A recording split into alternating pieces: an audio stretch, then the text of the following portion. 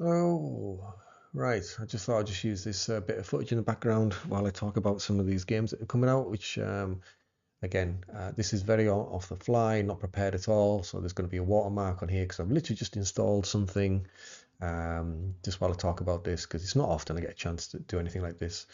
But because there was enough games on here that made it worthwhile, I thought I would. Gears of War. Looks good, but again, it won't be groundbreaking. It'll be more of the same. But as long as the story's half decent and the gameplay is solid, it'll be good. But the thing about Gears of War reminds me that years ago I used to work for a game company in the UK, and there was a lot of us, and every year we used to get wined and dined off Microsoft, Sony, and Nintendo. One of the perks of the job. So we'd go away down south and for 3 days we'll play on games before they came out, get shown stuff, get a couple of freebies and stuff, and they'll put comedians on, and that. It was good. But Gears of War was the first one I went to, and it was the one game out of all the games at the time which blew me away, and I wouldn't stop talking about that game when I came back. So yeah, I've always had a special place in my heart for Gears of War. So yeah, hopefully that one's going to be more the same and good. Perfect Dark, obviously that goes back a long time, but the original Perfect Dark I enjoyed, not quite as much as GoldenEye, but I did enjoy the multiplayer and things like that. This looks very much like the game Dishonored, which is not a bad thing, so multiple ways to actually do things. But yeah, if you've played the Dishonored games, it's going to be very much like that, but it looks good. This is probably one of the games that I will get. Um, Metal Gear, enough said. It's Unreal 5. I mean, literally, it's just a better looking version than of the original. It's going to be amazing. Really, really looking forward to that game. I really, really am. Doom Dark Ages. Now, this is a strange one because I actually thought this would have been out by now. I would have thought they'd have got another Doom game out sharpish, but again, it take time, but I would have thought, considering the engine and everything else, and money wise, I'm actually quite surprised it took them this long to get this one out. But yeah, looking forward to this, and like with the other ones, the soundtrack is probably just going to be just as good as the game. Not that I'm a metal fanatic or anything, but we all know the memes and stuff out there of when the Doom music kicks in. So yeah, that's and obviously this has gone down the route of since the Thor film, I think it is, where everyone in games and films and stuff became obsessed with having a weapon that you could throw that would return to your hand. I think maybe God of War touched upon that maybe a bit slightly earlier, but seemingly ever since Thor started throwing his hammer around, everyone seems to be putting weapons in games that come back to you. But yeah, I mean, it looks fantastic. It looks really good.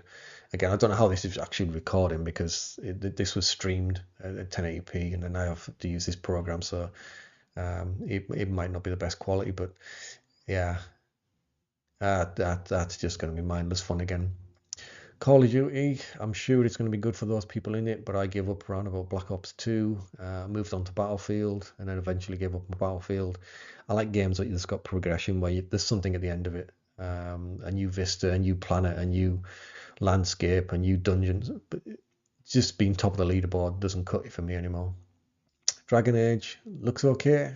Um, doesn't look bad, doesn't look good. Middle of the road. We'll wait and see with that one. State of Decay, love the first one. For some reason, I stopped halfway through on the second one. There must have been some other big games out which drew me away from it. So I'll keep an eye on it. Starfield, boring. I just can't believe how boring. I never even finished it. I got so bored. Fallout, played the original games, never played the online. I'll just skip some of these other ones. Well, World of Warcraft. Played World of Warcraft, but I gave up. I think after I finished Lich King, I think it was. So it shows you how long ago that was. When it was good, it was one of the best games out. But I've heard conflicting reports about how the game's gone since then.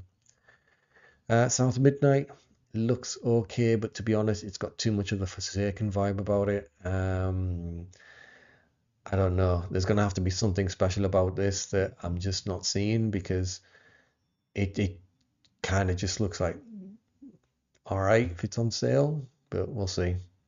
Sea of Thieves, don't know much about that one. The Flintlock one. Age of Mythology, obviously it's an update of the old one. Reminds me back in the day I used to do the whole Age of Empires, Rome Total War and all that kind of stuff. They were good. So yeah, if you're into them, it's a no-brainer. Just looks like one of the better games that came out back then, but improved. Diablo 4, finished the game, got bored. That was also the game that actually when my original 4090 melted. Ah. Fable. It's nice to see that it seemed to have actually made the character look like her now, because the original trailer, she did not look like that. So yay for that. But the original Fable on Xbox and things, loved it. I don't remember much about Fable 2 for some reason, but Fable 1, yeah, really like that. The whole good and evil thing. It was a lot of fun. And hopefully this is the same again. Fragpunk, don't know much about that one. Microsoft Flight Sim, this just looks like a dream come true for those who were in it. I actually bought the first one mainly because I wanted to show my son different places around the world and different vistas and different monuments and landscapes, because unfortunately we're not going to get a chance to see them all. But yeah, this just looks insane. Really nice. A dream come true for those who like it. Life is Strange, don't know anything about. Indiana Jones, one point I will make is Troy Baker's doing a really good Harrison impression, but the need to make his voice a little bit deeper. It's a simple tweak, obviously, in the sound mix, but it's a good impression, but it's not quite deep enough. Graphically, story-wise, I'm sure it's going to be good. Gameplay, this is the thing that's just got me worried. I don't know how the gameplay is going to pan out. Is it they've focused a lot on the looks, but not so much on the gameplay? And also, is this going to be one of these, oh, it's 15 hours to complete, or 15, 20 hours, and then people play it and it's like 6, 7 hours? I don't know. We'll see. I don't know about that one. Make a Break just looks like a kind of Gundam thing. These kind of games are all usually popular for those people who are into them. Assassin's Creed Shadows. I don't even know why they call it Assassin's Creed, to be honest, anymore. If you want to play Assassin's Creed game, then you play as her. If you're going to play as him, you stick out like a sore thumb, and he's all very brutal and stuff, and it's not even Assassin's Creed anymore. So I certainly won't be buying it on release, not at that price. I'll wait until it comes down in price. I don't expect anything massive from it. It feels a bit late to the party. But I will certainly be playing as her and not him. That's the only way you're going to get an Assassin's Creed game out of that. One funny thing was, back at that same games meetings I used to go to, we got took down, and one year there was Assassin's Creed there, and there was a guy with an Xbox dev kit, and he was showing off levels, and there was a group of us in watching. He left the room. He had a problem. He went to go and ask a question now about something, and while he was away, one of the levels randomly loaded, and it was where he's in a laboratory and it was in the future, and we were like, what's this? This is not the past. This is not the desert. What? So we had 1,000,001 questions, and because it wasn't meant to do that, it was a secret at the time. No one knew about the whole Desmond thing, traveling the time and stuff like that, and memories. And when the guy came back in, he looked at the screen, and we were like, what's this level? What's this? And the guy turned white and he was like, you did not see that. Please don't tell anyone what you just saw. He says, you're not supposed to see that. Please don't tell anyone. And obviously, he had a room full of us, and we were like kids all going, but why was this? But why was that? How comes? And the guy just was mortified. Um, I did check with other groups that went in there, and they said they never saw that. So we were one of the privileged groups to see this glitch happen, and we got to see this thing.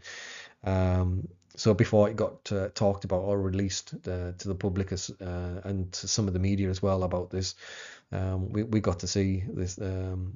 Obviously, the fact that that there was the memory thing and the difference in times.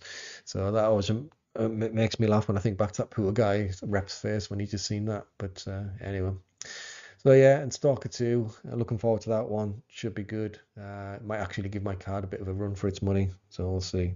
Anyway, I'll leave it at that. So yeah, it's just my brief thoughts anyway.